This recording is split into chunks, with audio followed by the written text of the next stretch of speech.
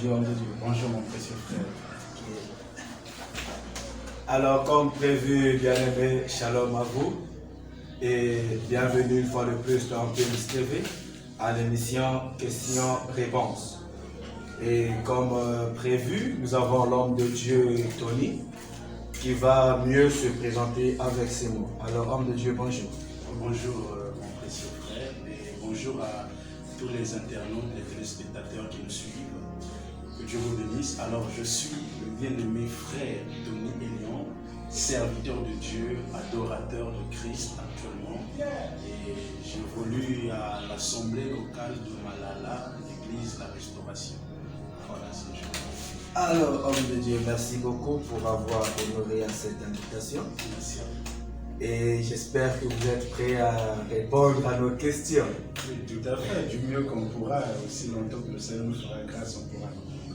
Alors, merci beaucoup. Et homme de Dieu, vous paraissez trop jeune, très jeune pour être dans ce service spirituel. Qu'en pensez-vous? En fait, beaucoup de gens me disent, et certains parmi nous même pensent que j'aurais pu attendre encore longtemps. Mais je pense qu'avec le Seigneur, l'appel du Seigneur n'attend pas. Lorsque le Seigneur vous appelle, que vous soyez jeune, vieux, en tout cas, si vous appelle, vous appelle. Alors, nous constatons que vous êtes l'exception qui confirme la règle. Parce que la dame Wakala, je parle lingala pour les Congolais, bien sûr.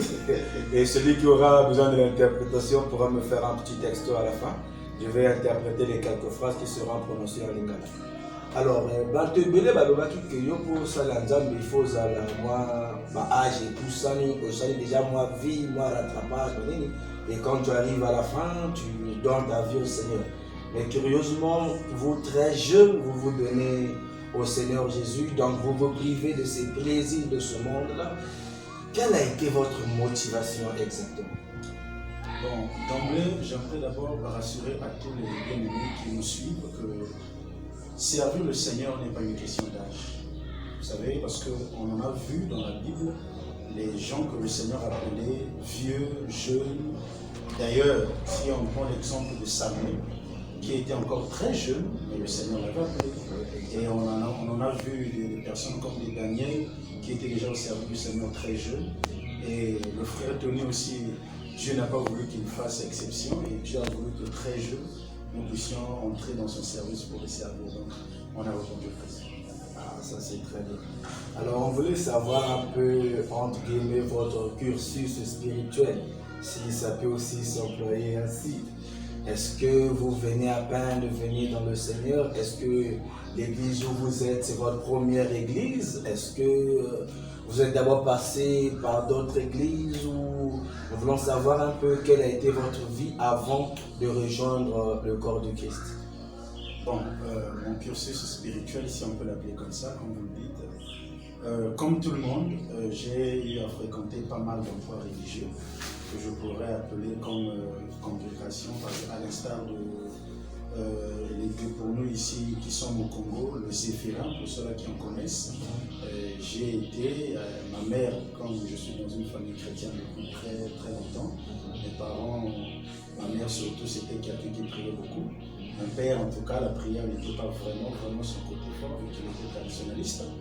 Mais celle qui m'a emmené, qui nous a emmenés, en fait, il n'y a pas que moi, mes frères et ma soeur ont compris, c'est ma mère. Notre mère, en tout cas, nous a initiés dans les Zéphirin, Pentecôte, et nous sommes passés de là à Missionnie, l'église catholique, et jusqu'à ce que le Seigneur nous a fait grâce pour que nous puissions nous retrouver là où nous sommes aujourd'hui. Et je dirais que ça a été une grâce pour moi, en tout cas, malgré tous ces passages-là. Mais je pense que le Seigneur m'a gardé dans sa présence parmi tous ces pas. Il n'a pas permis vraiment que je sois comme d'autres jeunes qui commencent d'abord par une vie obscène afin de se convertir. Non, il m'a pris de là. En tout cas, je suis passé de lieu en lieu, lieu religieux, jusqu'à ce que je suis arrivé là où je suis. Alors, si on comprend bien, ça veut dire que dans votre âge d'adulte, la seule et unique église que vous connaissez, c'est là où vous êtes. Bon, dans mon âge d'adulte actuel, l'église que je connaisse, la seule que je peux comprendre. En tant qu'église qu'on appelle aujourd'hui les assemblées dites de réveil, je n'en ai connu qu'une seule, c'est l'assemblée, l'église de la restauration, là où je suis actuellement. Ah, d'accord. Et dans cette église, est-ce que vous avez eu des difficultés pour vous accommoder avec le rythme? Parce que vous sortez des églises Zéphirin et tout ça, c'est pas le même rythme, c'est pas la même doctrine. Et vous quittez de ces églises pour des assemblées, est-ce que ça n'a pas été difficile pour vous? Bon, difficile non, mais pour, vous savez, comme tout milieu a toujours eu ses propres convictions, si on peut appeler ça comme ça.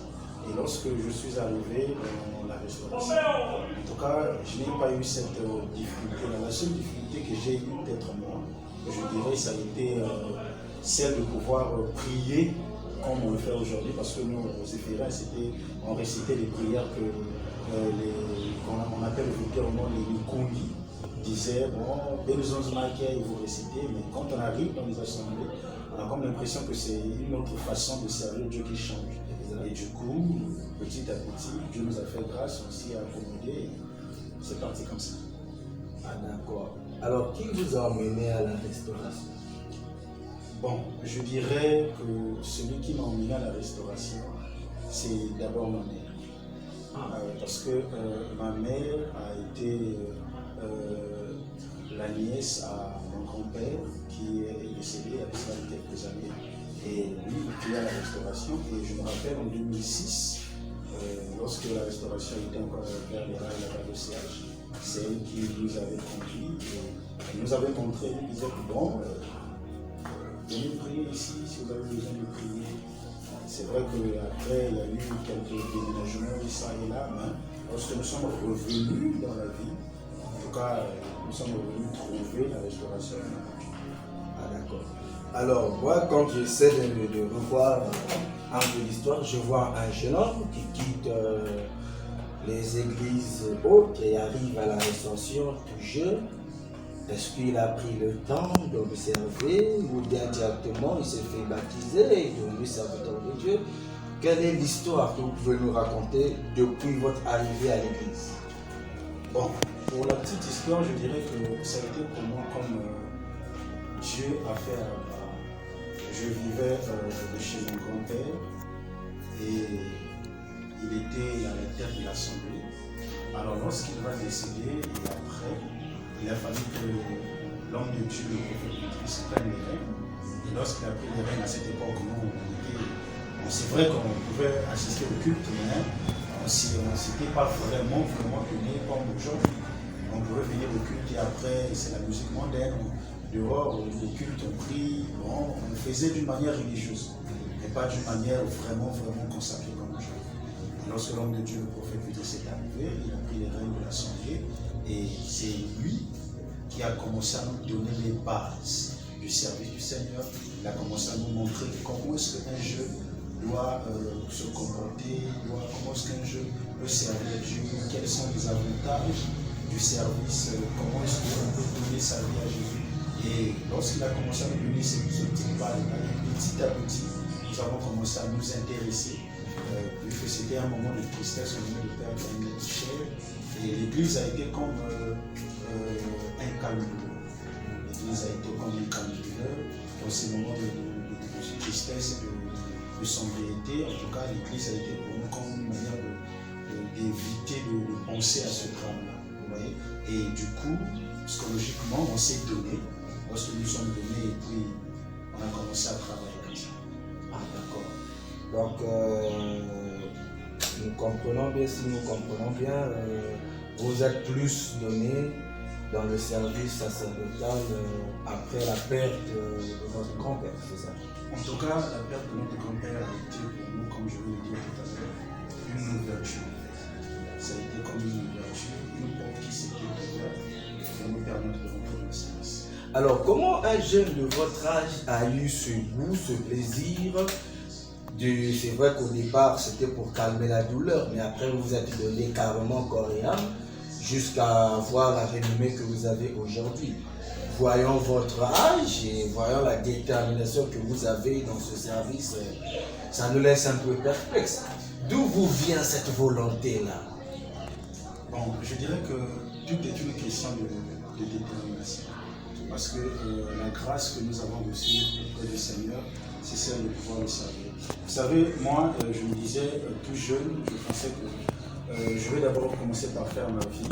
Et après, quand je serai prête, parce qu'on entendait des enseignements, des gens de Dieu qui disaient que non, il allait faire quelque chose. Je me disais, oh, quand je serai grand, je serai pasteur et puis je vais m'échapper de l'enfer.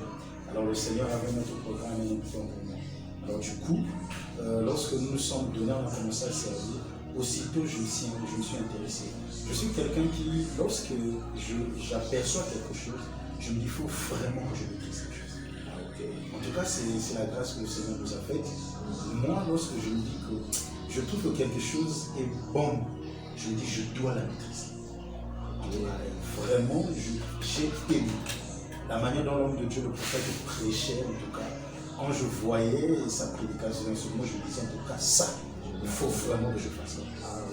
Et il m'a toujours dit, le secret, c'est de travailler, de beaucoup travailler. En tout cas, je ne vous dis pas, on a fait plus de 2 ans, il m'a emmené partout. Il m'a emmené partout lorsqu'il partait, veiller de prière, se veiller de prière, jeûne, aller à la montagne. En tout cas, il m'a fait balader partout.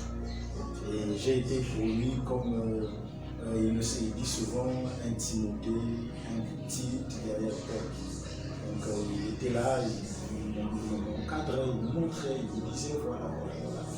Et j'ai bossé sous ses pieds, et jusqu'à ce que le Seigneur nous a fait grâce des classes comme ça.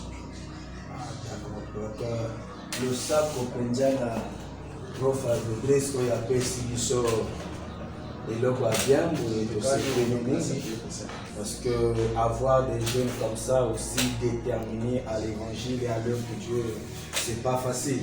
Alors, lorsque nous avons de tels hommes qui veulent foncer dans le ministère, ça serait bien aussi pour nos bien-aimés internautes pour pouvoir soutenir de telles initiatives. Je pense que parmi la multitude de tous ceux qui nous suivront, il y aura des gens de bonne volonté qui vont pouvoir certainement vous aider. Et hormis cela, homme de Dieu, dans notre pays, nous avons eu comme tendance à croire que ceux qui se donnaient au Seigneur, c'est ceux qui n'ont pas réussi dans la vie professionnelle ou la vie sociale. Alors nous voulons savoir, est-ce que c'est votre cas aussi? Bon, je dirais que le service de Dieu n'est pas une problème. Ça, il faut déjà qu'on le sache. Parce qu'aujourd'hui, c'est un langage qui est courant. Certaines personnes pensent que servir Dieu, c'est pour les rater, comme vous le dites. Mais j'aimerais vous rassurer, ce n'est pas pour les rater. Si nous lisons les Écritures, Abraham n'était pas un raté. Moïse non plus n'était pas un raté. Paul non plus n'était pas un raté. Donc les grands serviteurs de Dieu qui ont marqué l'époque, même dans notre temps actuel, les grands serviteurs de Dieu qui ont marqué, qui marquent l'époque, ne sont pas des ratés. Donc que cette philosophie ne vous fasse pas obscurcir l'œuvre du Seigneur. Non. Dans le service, ceux-là qui servent ne sont pas des ratés. Non. Déjà, mon cas, je ne suis pas un raté. Pour répondre à votre question, je ne peux pas dire que je sois un raté. C'est impossible. Dieu me fait grâce de le servir avec ce qu'il me donne. Avec ce qu'il me donne. Je ne peux pas dire que servir Dieu, c'est laisser de travailler, laisser d'aller à l'école, abandonner. Non, c'est pas ça. Voilà, donc j'ai le service de Dieu qui est là, et il y a les études qui sont là, et le travail qui est là. Et si Dieu me fait grâce d'avoir un travail, j'ai un travail. De toutes les façons, la Bible dit que quand vous habiterez dans des maisons de luxe, vous glorifierez le Seigneur. Donc la luxure n'est pas un péché. La luxure n'est pas un péché. Ah, d'accord. Donc je ne peux pas dire que servir Dieu soit des personnes qui ont raté. Ah, d'accord. Donc actuellement, vous travaillez ou vous êtes encore dans les études? Bon, actuellement, j'ai un peu mis mes études en revue en raison des frais financiers qui ont... En fait, il y a les 4 ans de cela que j'ai eu mon examen de baccalauréat et il a fallu que j'intègre l'université, mais par manque d'assistance financière. Donc ça nous a poussé actuellement d'aller chercher un travail et je suis dans la sécurité privée. Je suis dans la sécurité privée et du mieux que nous pouvons, on essaye ça fait bravo. Alors balinga mina kolo tozana mosali ya Nzambe oyo alaki bien na posa ko landa ba études na ye mais mbongo ezozanga. Bon, on a dit talent ya boye, toko perdre bango, ka faute ya bongo. Parce que le tel enfant avec le diplôme qu'il a, il est déjà si engagé dans le Seigneur. Alors s'il pouvait avoir une licence, un master ou un doctorat, ça serait vraiment, comment dire, un pilier dans l'évangile. Donc s'il y a possibilité, bien aimé, vous qui nous suivez, de pouvoir aider ce bien-aimé à évoluer dans les études tant que dans le ministère, ça serait une très bonne chose. Alors, homme de Dieu, aidez-les, ça et la jambe. Est-ce que nous pouvons vous en la liste?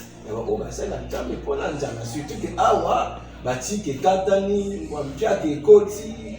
Est-ce qu'il y a des gens qui ont par hasard? Bon, nous sommes de ça dans le nous allons non. Pour dire nous allons c'est trop dit.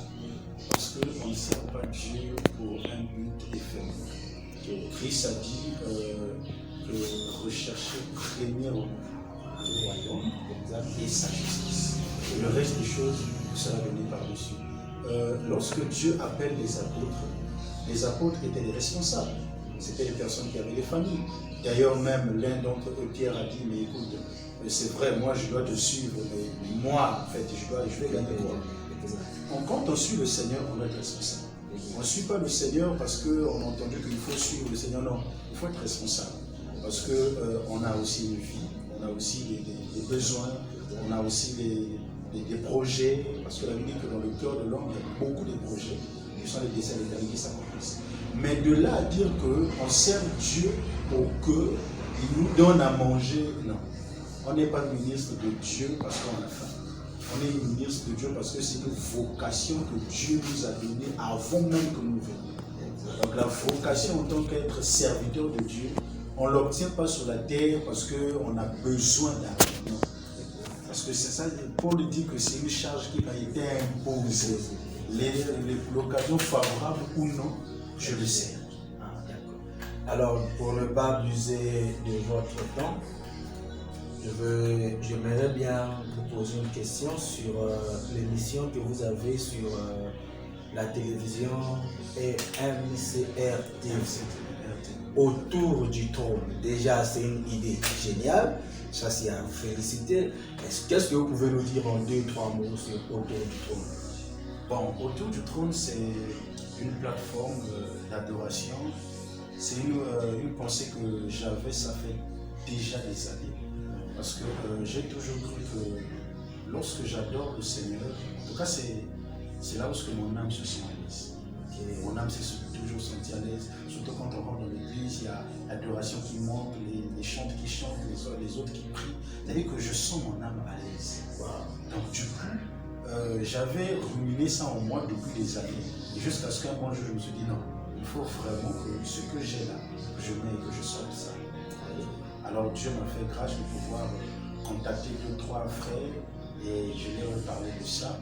Nous sommes entendus, on a formé une plateforme des adorateurs et nous sommes allés auprès des médias pour pouvoir partager l'adoration avec les autres. Donc le but de l'émission c'est adorer avec les bien. Adorer non pas seulement dans chanter, parce que certaines personnes pensent que adorer Dieu c'est chanter. Non. Alors que l'adoration ne se fait pas seulement en chanson. L'adoration a 4 langages. On adore Dieu par la prière, on adore Dieu par la prédication, on adore Dieu par un cantique, même par l'offrande, si c'est une adoration. Donc du coup, quand on se lance comme ça, histoire de vouloir adorer un peu avec nos bien-aimés qui sont dans les maisons, qui sont éparpillés, qui n'ont pas la possibilité peut-être d'aller à l'église, mais qu'on apporte l'adoration chez eux à l'église. Waouh. Je pense que nous aurons toute une émission qui sera consacrée autour du trône, mais nous sommes pratiquement à la fin et je voulais remercier déjà le bien-aimé Ulrich qui est derrière la caméra pour ce très beau service, merci à lui, et remercier aussi tous ceux qui ont pris leur temps pour nous suivre et aussi remercier l'homme de Dieu pour avoir accepté l'invitation. Merci à vous de m'avoir invité. Et peut-être que vous avez un dernier mot, vous pouvez vous adresser aux téléspectateurs. Merci beaucoup. Alors, fidèles téléspectateurs, internautes, en tout cas, tout ce que je peux nous dire, c'est qu'il faudrait que nous sachions que l'heure à laquelle nous sommes est très sombre et que nous devons vraiment nous attacher au Seigneur. C'est vrai, je suis jeune, je suis peut-être comme vous, moins que vous, plus que vous, Alors j'aimerais vraiment que vous attachiez au Seigneur, même si vous dites que les temps sont durs, n'attendez pas un moment propice pour servir le Seigneur. Aussi longtemps que Dieu vous fait grâce, vous avez le temps, servez le Seigneur. Voilà tout ça. Alors, pendant que vous parlez, il y a une pensée qui m'est montée. Est-ce que en 2-3 phrases, vous ne pouvez pas prier pour quelqu'un qui a certainement besoin d'une prière? Je ne sais pas ce qui te tracasse, je ne connais pas ton problème, mais je sens qu'il y a quelqu'un qui a besoin de la prière. Alors, je vais demander à l'homme de Dieu, Elion, de déclarer une prière pour ces bien-aimés qui nous suivent depuis son domicile, certainement. Alors, bien-aimé, Paul pouvait dire que bien que charnellement je ne sois pas avec vous, mais je suis avec vous par le canal de l'Esprit. Alors, j'aimerais tout simplement que chaque personne puisse écouter attentivement ces 2-3 paroles que nous avons dites. Dieu du ciel, Dieu de la terre, mon Dieu qui m'a appelé, le Dieu qui m'a choisi. Seigneur, il y a aussi mon frère, il y a aussi ma soeur qui t'a écouté. Seigneur, il a été touché par cette émission. Il a été touché certainement par mon parcours. J'aimerais que de la même manière que tu as travaillé avec moi, que tu le fasses avec lui. Si mon frère, ma soeur, hésite encore de se lancer au service, convainc son cœur, Seigneur, brise cette hésitation, brise cette incrédulité et place la volonté en lui.